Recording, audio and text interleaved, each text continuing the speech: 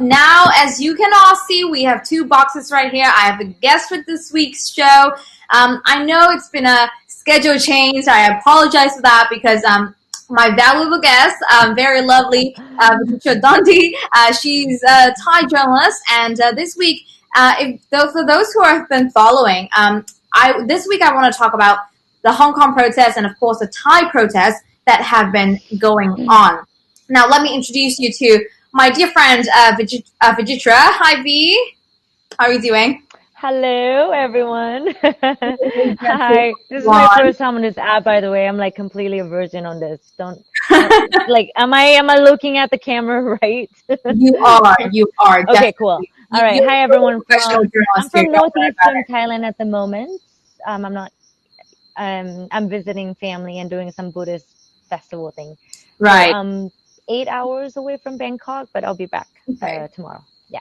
Right. So, like I said, this week I really want to talk about the Hong Kong and Thai protest. And so just to give you guys a little bit of background information of Vijitra, so V and I used to work together in Hong Kong in the same station. And of course, during the Hong Kong protest period, V was with me in Hong Kong. She has been covering some of those protests as well. She was out there, at the airport, at some of the rallies. And so now she's in Thailand, also covering the Thai protest, the social movement there. And so that's why I want to have her on, just to, because she has a sense, she has the picture both in Hong Kong and Thailand, the experience. So I want to bring her on to the show and just to give you guys a little bit of, the insight that she has covering both protests. So, Avi, to begin with, for those who are not so familiar with the Thai process, can you just give us a brief background of,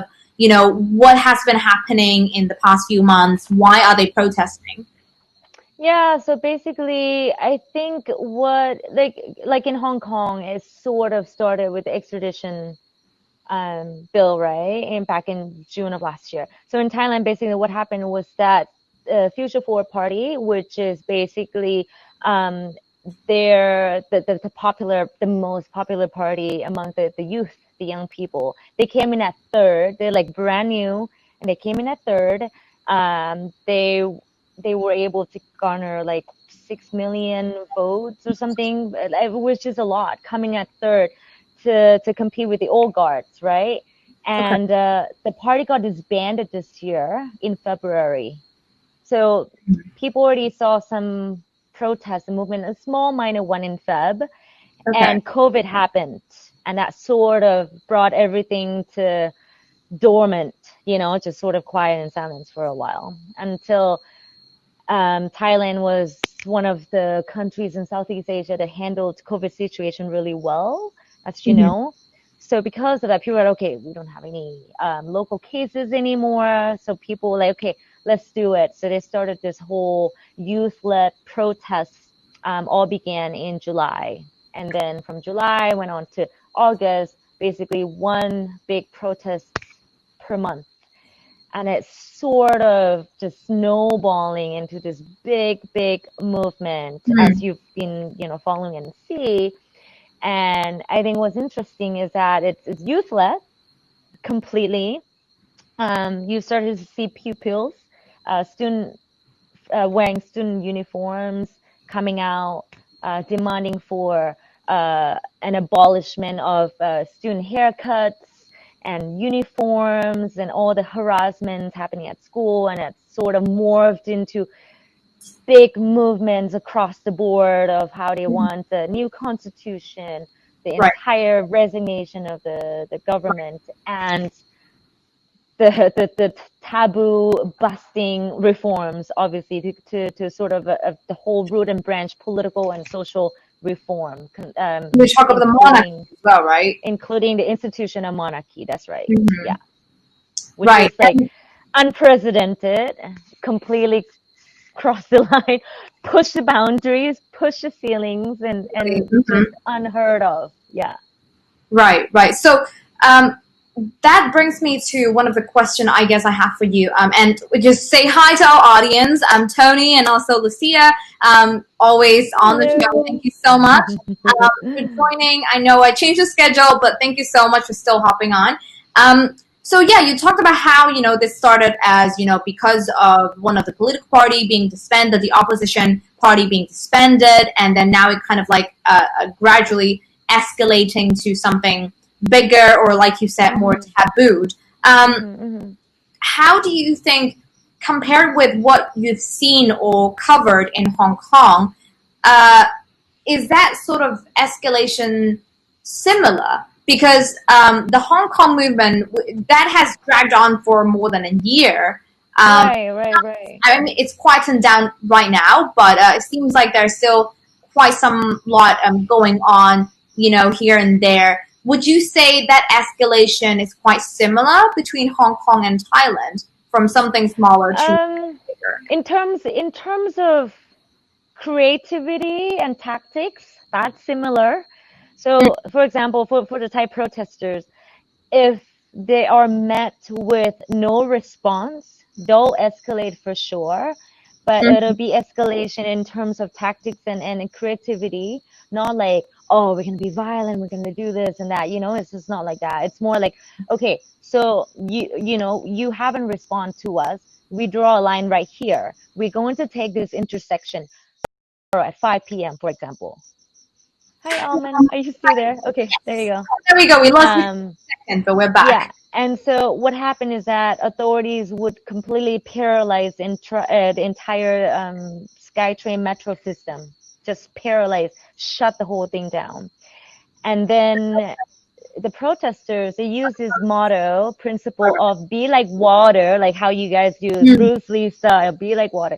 So they're like, okay, you're pushing us this way, we're going to go on a different way. So like, fine, we don't need BTS station. We'll go to, hi, you're gone. You are gone. Yes, I do. It's kind of dark. Is it just because of the lighting there? No, it is the lighting here. Okay, hold on one second. My bad, guys. เปิดให้ก่อนได้ไหมแป๊บนึง Okay แป๊บนึงนะคะ Sorry. No worries. For those who just join us, I'm joined by my colleague, Don, who is a Thai journalist.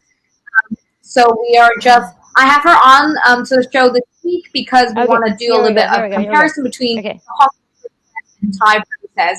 Oh, there we go. We have you back, V. Okay. Yay. That's great. Well, so yeah, you were it's a similar, right? Yeah, so basically, the tactics and their creativity, they said we're going to shut down, we're going to order for online media. We get the court's order and everything, we're going to shut them all down. And the protesters is fine, we'll move to Telegram. So they moved to Telegram. And you know what I mean? So they're constantly, and then when they're on Telegram, they tell everybody, like, okay, guys, do we get shut down on Telegram? These are our VPNs. You guys, log on to this. If we get shut down, you use. So they constantly adapt because they said because of all this pressure, they have to keep adapting. So I would say that these would be like the similarities from Hong Kong and Thailand protests. They're young, they're very mobile, they're very fluid. That's the word. They're very, very fluid. Very fluid. All the time. That's right. Yeah. Right. Very fluid. So for all those who are watching the show right now, the footage down there was filmed by V. She was at one of those protests. As you can see, they're all wearing the color, they're like raincoats, right? Yeah, because it's monsoon season in Thailand right now. So it rains literally like every single day. Okay. And everyone has to wear a rain jacket. And just now you told me before we start streaming, you told me that how a little bit of differences now. We have been comparing the similarities. We've talked about similarities between Hong Kong and Thailand. Right, but one thing that you've been told, you told me, is that how, for example, in the later part of the Hong Kong movement, Hong Kong protesters have been doing, say, every weekend, and weekdays, they're still like going back to school, going back to work, sort of thing. What about in Thailand? We're seeing pretty much daily protests here. Yeah. So basically, it's all started from once a month, like big protests, usually on the weekends, I'd say Sundays. Okay. And on 14th of October, which is a historical day, that was 40 years ago, that was the day where university students came out and sort of, Mm. demanding for democracy back in the 70s as So an well during the Vietnam War. anniversary for another. Exactly. It ended up in bloodshed and stuff. So they used that same day to sort of use it as a symbol. Okay, 44 years after, we're gonna come back out and also ask for the same thing, which is a true democracy. Now, that day, what happened that sort of was a tipping point was that day there was a royal motorcade Mm. that went through the crowd, the protesters, and it was met with people heckling and flash three finger salute, which has become their symbol of the movement. And because of that, the very next day, the authorities cracked down at dawn, like 4 or 5 in the morning, when Mm. people were sleeping and stuff, and then declared a severe emergency decree. Mm. So that's on the AM of the 15th of October. Since then, the demonstrators, the youth movements just had it. They were just, okay, can't take that. So since then, they have been coming out every single day. They Mm. hashtag, they use the word mob, which for them means demonstration or protest. Mob October 16, mob October 17, mob October 18. It's been basically trending on Twitter like every single day. So Right. they've been doing this daily. Mm. But they're And changing their how? locations, it's flash mobs. Yeah. So how would you compare? Because very interestingly, in Hong Kong, we also have emergency laws invoked Mm-hmm. basically by our leader, by our chief executive. Mm-hmm. How different is it from the Thai emergency decree? What's constitute in the emergency decree in Thailand? Right. So for us, so basically you cannot no more 4 people in terms of assembly. There cannot be no more than 4 people. And then you can disseminate information that could be what do you call it? Something that could be threaten national security. And for Okay, them, that's very similar. That's very vague and blankety. It could be, they could call anything fake news, and they could call anything this information that you disseminate creates fear among the public. Therefore, we consider this to go against the emergency decree, for example. right. So that Fine. affects not only the. So that's not So only the information part. It doesn't only affect the public, right? It does it affect the press as well? yeah, so the media got like big 4 online media got shut down right away. But then turns out the court had a deliberation and say like, oh, okay, we can't shut them down, for example. So they sort Right. of revoked the court's order and things like that. You know what I mean? But then the government's still like, okay, please shut them down. Or they did, they broke these laws and this and that. So basically, they're trying to go after you everywhere that they can using this emergency decree. But now the emergency decree has been lifted right before this huge protest yesterday. Mm. So yeah, that's what's happening. Right. And so But what's the update right now? Because we know that the protesters have given deadline to Prayuth, which is mm-hmm, yesterday, for him to mm-hmm. step down, right? But obviously that He doesn't said he happen. won't. Yeah, he said he won't quit. So So what what's happens is that so basically what's gonna happen is, well, what had happened tonight, people still came out to Russia Person intersection, the infamous Russia Person intersection, and people are, I think as we speak, it's like 9:14 p.m. local time. they're still occupy the intersection and still out in protest. Right. I think tomorrow they're planning to do another march towards a German embassy. Mm. Yeah, I think they're gonna keep escalating. No one knows how far they're going to go, but they say they're gonna continue to push the boundaries.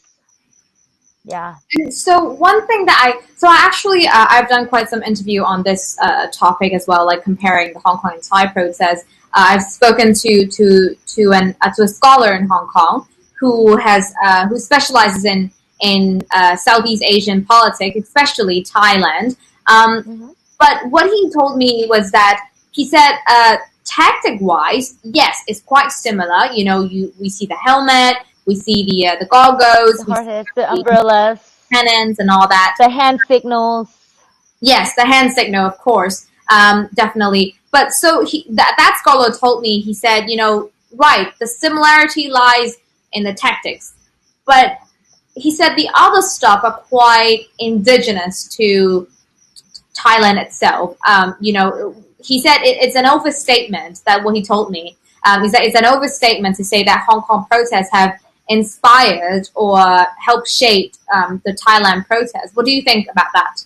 I agree with that because you know what be coming from Hong Kong have been covering Hong Kong's protests, and you can say that I'm biased to some degree when I go and see these kids, these young students, and they're as young as 14, 15, 16.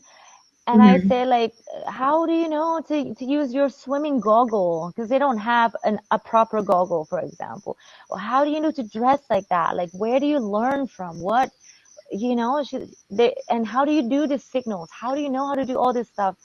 And the common answers to me, none of them said Hong Kong, none.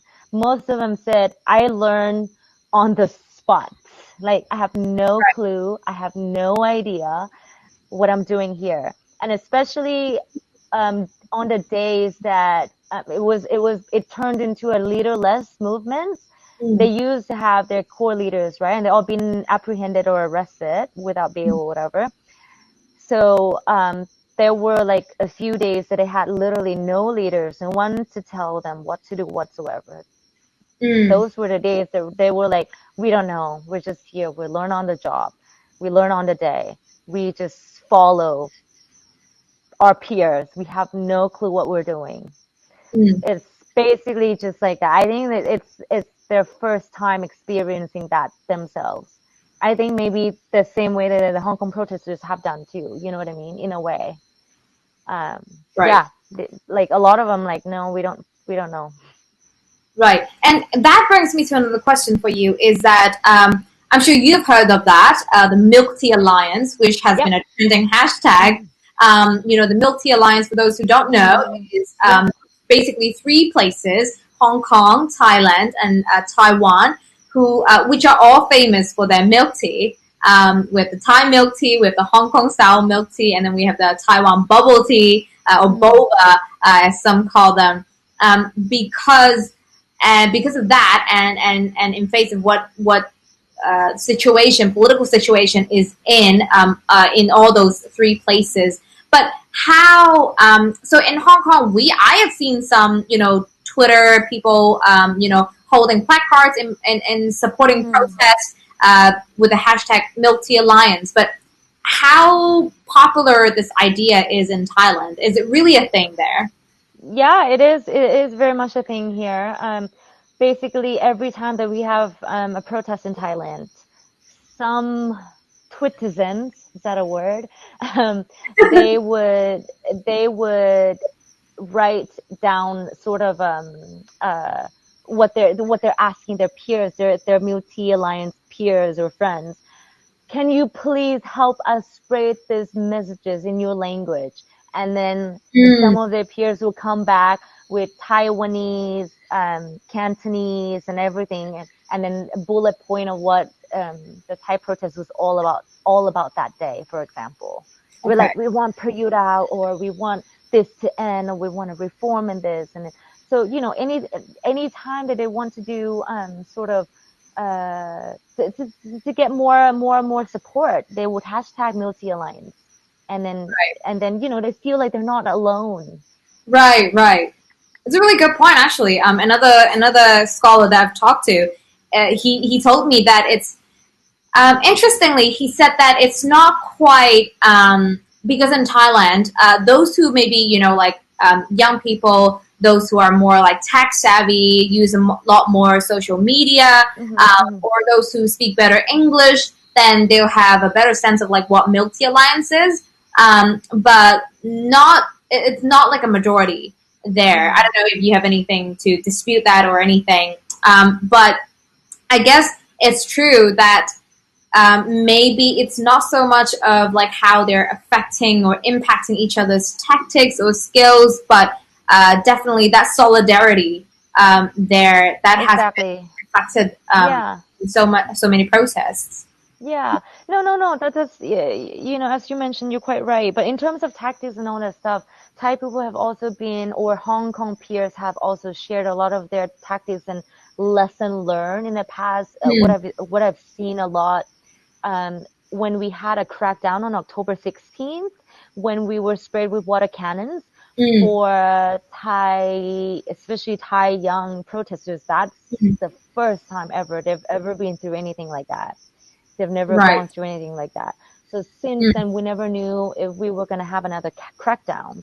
mm, So they've been getting stuff from their Hong Kong peers like, oh, okay, next time you get blue dye on you, because we also got water cannon tainted with tear gas chemical, whatever, that stings your eyes. And it's got blue paint in it too. They're like, oh, don't rub it up and down. Make sure to rub it once and then with soda or whatever. So they've been so they like share passing that kind of tips. stuff around. Yeah, they share tips and things like that. Carry saline water with you, and that kind of stuff just been circling around from their Hong Kong peers. It's like, oh, my Hong Kong friends told me to do this, and Right, that kind of stuff. Yeah. right. So To recap, for those who just joined our show, this is In a Nutshell with Almond, and this week we'll talk about Hong Kong and Thai protests, how similar, how different they are, because they are on the news recently, very frequently. And I'm joined by my dear friend, who's also a journalist in Thailand, Vijitra Dongdi, and she's telling us all the things that she has seen, heard, experienced when she covered the Thai protests, and she's also experienced in covering the Hong Kong protest. So thank you so much for joining us. And so far, we've talked about how the Thai protests and Hong Kong protesters have shared similar tactics in terms of using hand signals or how they dress, how they protect themselves from tear gas or water cannons and all sorts of things. And so early on we have also talked about you mentioned how this taboo shattering thing in Thailand, how they're talking about like reforms to the constitution mm, as well as the monarchy, which is mm. something that has not been talked about. So how No, we can't talk about I it because that's like 15 years of sentence. right, right. So that's very Yeah, heavy so punishment. it's been an untouched subject for as long as anyone has lived in this country. It's, Really? you Okay. cannot. Is there anyone like Um, dissent criticized and then got sent to jail or something in yeah, Thailand? yeah, yeah, definitely. They've been, either, go to jail, been silenced, gone missing, or fined, or go to jail. A lot of people self-exile because they have criticized the institution and stuff. But then in August, one of the core leaders of the movements have literally like read out 10 point demands, Right. point towards root and branch a reform of the institution, and that since that day nothing has ever been the same anymore. Basically, cat's out of the bag now. So But is it really a fair comparison to say that I've read some of the articles published in Thailand. You've also sent me some of those articles which said that, for example, independence, Hong Kong independence is such a, red line topic, those very sensitive topics that would not usually not talked about in Hong Kong. But because of the recent social movement in the past year, a lot of people are kind of like talking about independence, if not advocating for it.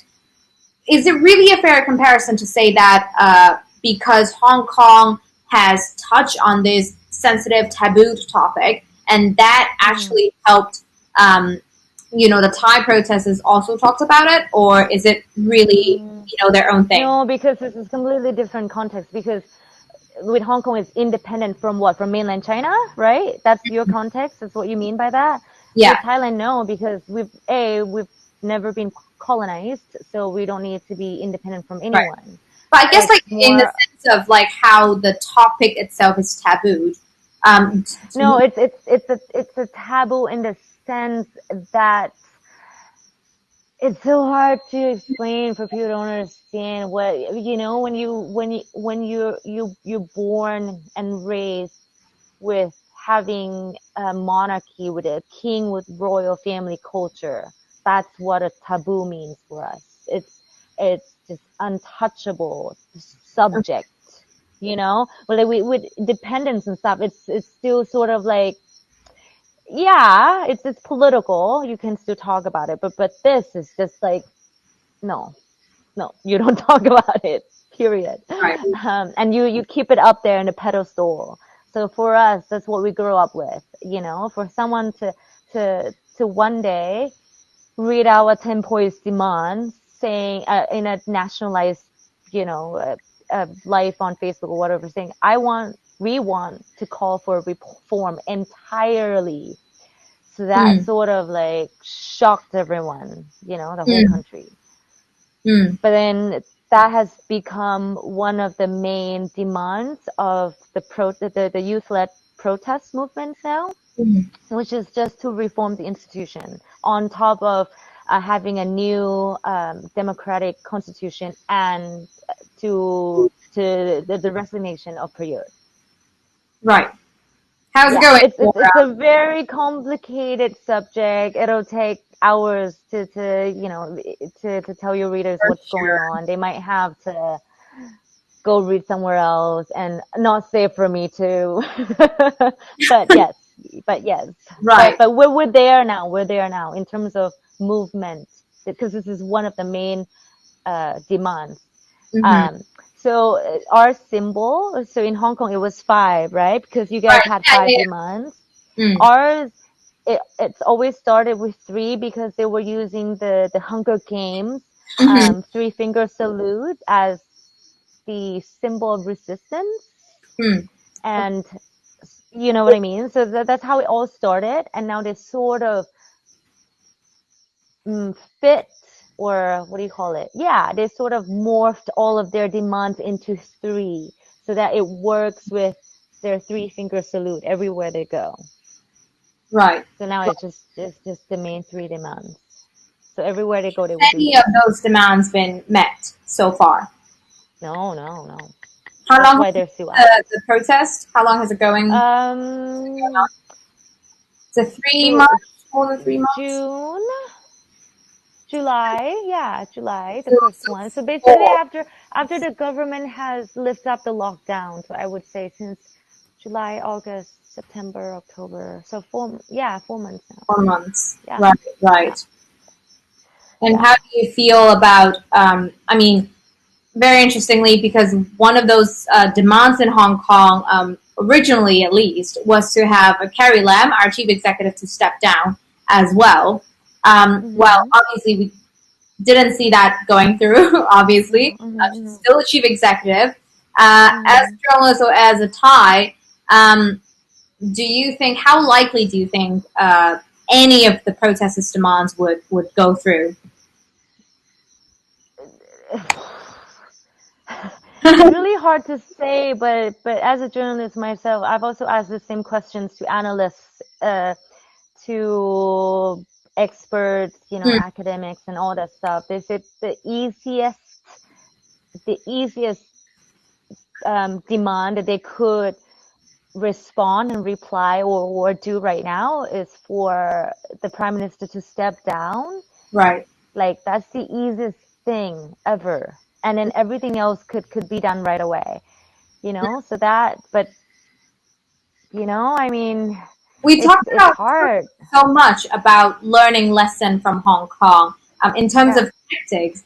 So have you talked to any of those Thai protesters? Look at Hong Kong. Carrie Lam, their chief executive, still in position. Not so much have been met other than the extradition bill being revoked. So is there any thought saying that, should we really learn from Hong Kong? Because Hong Kong, well, seemingly it isn't going anywhere right now, the social movement. So do you have any talks with the protesters about this? Yeah, but I don't think they understand that as much though. For them, like, and then to be frankly, I'm a bit shocked sometimes when I talk to these young protesters. Like, Mm, they know their rights, they get it, they understand. They said this is a military written constitution. We can't use it. It's not okay. You can't have a 250 military appointed senators, like you can, like, obviously you're going to be able to pass every single bill that you want it to happen. mm, So that's why the government wants to hold on to power as long as they can, because they can do whatever with this type of mm, constitution. So the protesters, they get it and they understand it, but I think, to go back to your question, I don't think they could compare it that way, because it didn't sort of start, that way. Do you know what I mean? For right. them, it's more like they're being suppressed, oppressed. There's a lot of harassment. There's a lot of arbitrarily Mm, arrests. Yeah, there's been loads of that, without explanation or invoking this law here and there and Another calling it question I this have and for that. you is that we do see that very sharp and vivid division in both Hong Kong and Mm, Thailand. In Thailand, we have the royalists, right? mm, Dressing in yellow, clad in yellow, mm, supporting the king, the government, the monarchy. And in Hong Kong, we have those who, what we call the pro-establishment camp, the pro-establishment mm, supporters. Um, mm. how would you compare the division between Hong Kong and Thailand? I think it's very similar. So they both are pro-establishment, right? On the Hong Kong side, obviously the establishment is China, right? And on the Thai side, what they mean by establishment is always this interchangeable, sort of, what should I call it, like, alliance, which is military, um, uh, the royals, Mm-hmm. and also capitalists. They're like one of the same. Right. And these are what we call establishment in Thailand. They're very much entrenched and embedded in Thai society for as long as we have existed. Would So, you say that there's so I'm looking through some of those comments and questions. We have some from our audience. mm, So I'm just going to read that out. Tony asked a question: what do you see about the future of Chakri dynasty? King mm, Bhumibol was very well respected, and King Vajiralongkorn has sparked quite some mm, controversies. mm. Cannot comment on the future of this dynasty at all. What I can say is that they just did a poll today, Tony, actually, and 60% of the population, or whoever did this poll, you can never say population, so they do support the student-led protests, but they Okay. want them to leave the monarchy out of it, which Okay. means that you try to get Period out as much as you want or whatever, just Right. leave the monarchy out of it. So that shows that, a lot of people are still not comfortable. Let me say that word, Mm, mm, comfortable with this idea. You know what I mean? right. my parents are obviously not comfortable at all. My Right. cousins or older generation are not comfortable with this idea at all. Mm. In terms of future, really hard to say. I can't just say that, okay, most people um, are not going to be for the institution. I can't, I'm not really in the position to say that. But from what I can say from this poll, I think it's still sort of, we still have to wait and see for a little bit longer. Right. And Just because students take to the streets, that doesn't say everything, but yeah, it shows momentum and all that stuff, the whole grievances of economy and whatnot. But yeah. mm-hmm. So one of our audience commented saying that for protests to be successful, there must be economic impact. Um, Mm-hmm. so I guess that's also one of the idea in the Hong Kong movement Mm-hmm. is that they want to, for example, where the protesters in the past year they've blocked, shopping malls, the train stations, trying to block the transport network so that people can't go to work. Yep. Is that something that Thai protesters are doing, or? Yes, yes, very much so. So I've spoken to one of the core leaders just a few days ago. I called him for an interview, and he said their main tactic Hmm, is disruption. Okay, quote right. unquote. We want to disrupt the city, and by disrupt, basically they want to break down what I said is alliance. So the royalists, military, and capitalists. They Okay. said that the easiest thing, the first thing that they can disrupt is capitalism. Yes. So they have to take over all the shopping malls, shopping districts, sort of paralyze it first. But then Right. again, people that own this shopping mall are also military, he said, quoting him. So, okay, Okay. first you have to break down one of the three pillars, and then you can slowly break down everything else. But they're all one of the same, as I said, in his words. Um, so Right. that's one of the tactics that they're trying to sort of um, uh, use as a logic or decision in terms of calling out for locations or managing this whole movement. Mm. All right. Well, that is really insightful from you, V, and thank you so much for joining me. It was so great to have you on, and No I miss you. I problem. miss the time when we're working together. But definitely, I mean, I know you're still covering the Thai process, so definitely be safe and Thank you. just stay vigilant for sure. And thank you so much for joining us and give us all You're those welcome. comparison insight that you have experienced. I mean, definitely, I've covered the Hong Kong protest, but I've never covered the Thai protest. I mean, other than something that I've read from the news or something that you have produced, for example. So thank you so Mm-hmm. much, and thank you our audience for joining us as well. Thank you, everyone. It's also on HAP, so if you guys are want to follow the Thai process, definitely give her a follow. If you like, just stay tuned on. Maybe she'll cover some of those protests and I'm such a virgin on Hab still. I'm like, how do I use this thing? no, But, I'm sure we'll walk you through it. You'll bring okay. amazing content to our audience. So thank you so much, Fee, for joining us, and we'll Thank see you again you, next week Almond, for all the having me. audience.